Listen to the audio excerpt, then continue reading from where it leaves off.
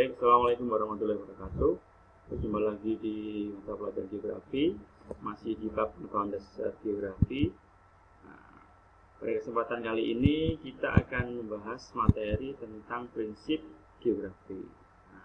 Jadi prinsip geografi sendiri nanti dibagi menjadi 4. Yang pertama adalah deskripsi, interrelasi, distribusi, dan kronologi. Langsung saja kita masuk ke dalam prinsip yang pertama, yaitu adalah prinsip deskripsi. Di sini tertulis bahwasanya prinsip deskripsi itu nanti keterkaitan antara berbagai aspek fisik, lingkungan, dan manusia dapat dideskripsikan fakta, gejala, dan masalah sebab akibat secara kualitatif maupun kuantitatif dengan bantuan peta, grafik, diagram, dan lain-lain. Nah, pada dasarnya yang disebut prinsip deskripsi itu nanti prinsip yang menitik beratkan pada bagaimana cara kita menjelaskan suatu fenomena itu nanti dengan dibantu misalkan peta, gambar, grafik, diagram seperti yang tertera pada PowerPoint ini.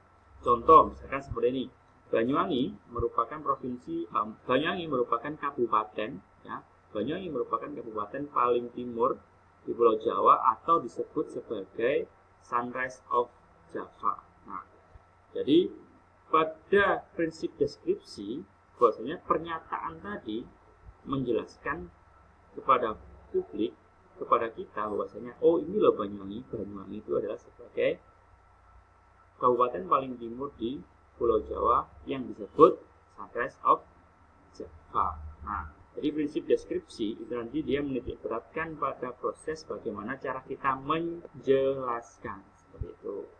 Kemudian yang kedua ada yang namanya prinsip interrelasi, ya. Jadi prinsip interrelasi bahwa gejala dan permasalahan aspek dan aspek manusia saling terkait satu sama lain, yaitu manusia dengan manusia, manusia dengan lingkungan fisik, fisik dengan fisik.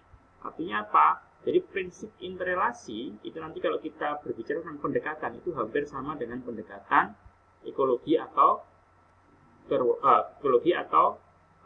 kelingkungan.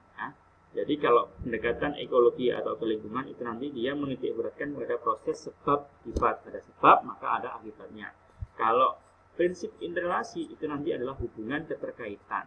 Ya. Jadi ada keterkaitan antara suatu fenomena menyebabkan fenomena lain terpengaruh. Misalkan contohnya seperti ini.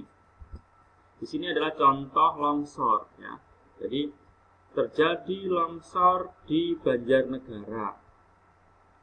Hal ini disebabkan karena masyarakat melakukan penebakan secara liar sehingga pada waktu hujan deras terjadi yang namanya longsor. Nah, maka jelas di sini bahwa di prinsip interrelasi itu terjadi yang namanya hubungan keterkaitan. Karena masyarakatnya nebangi pohon secara sembarangan, secara liar, akhirnya terjadi yang namanya proses longsor. Maka di sini juga terjadi yang namanya hubungan sebab akibat. Nah, itu nanti masuk ke dalam prinsip interrelasi. Jadi misalkan nanti ada pertanyaan apa bedanya prinsip interrelasi dengan pendekatan ekologi kalau begitu. Nah, jadi prinsip interrelasi dan pendekatan ekologi itu sebenarnya hampir sama. Nanti di soal tinggal yang ditanyakan adalah prinsip atau pendekatan. Kalau pendekatan silahkan dijawab ekologi, kalau interrelasi nanti bisa dijawab kalau prinsip bisa dijawab interrelasi seperti itu. Kalau deskripsi tadi tentang menjelaskan bagaimana cara kita menjelaskan, kalau itu nanti ada yang namanya hubungan keterkaitan. Oke, yang ketiga ada namanya prinsip distribusi atau persebaran. Di sini dijelaskan bahwa gejala dan masalah fisik dan manusia tersebar dalam ruang permukaan bumi.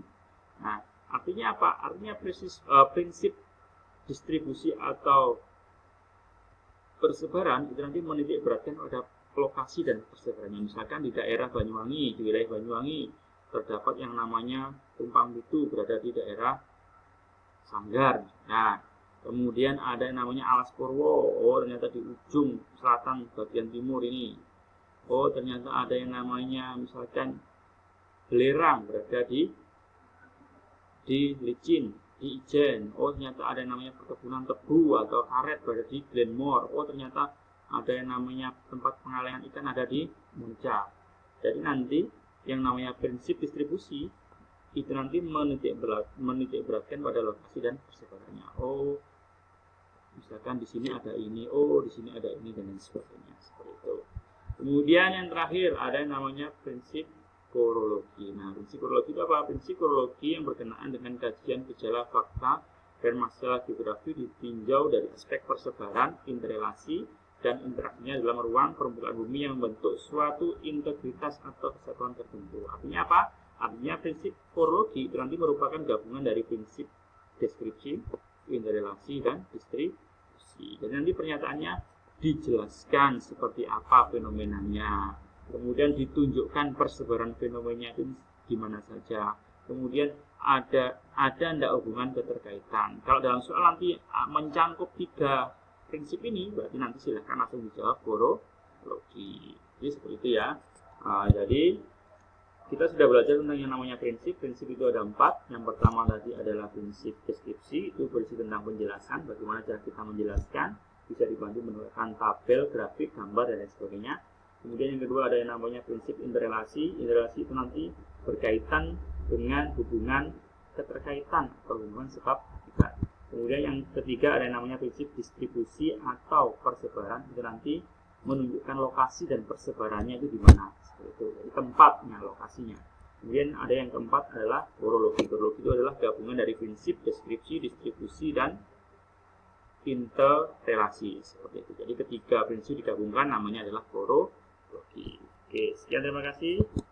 Itu yang bisa saya sampaikan. Semoga ini bermanfaat. Assalamualaikum warahmatullahi wabarakatuh.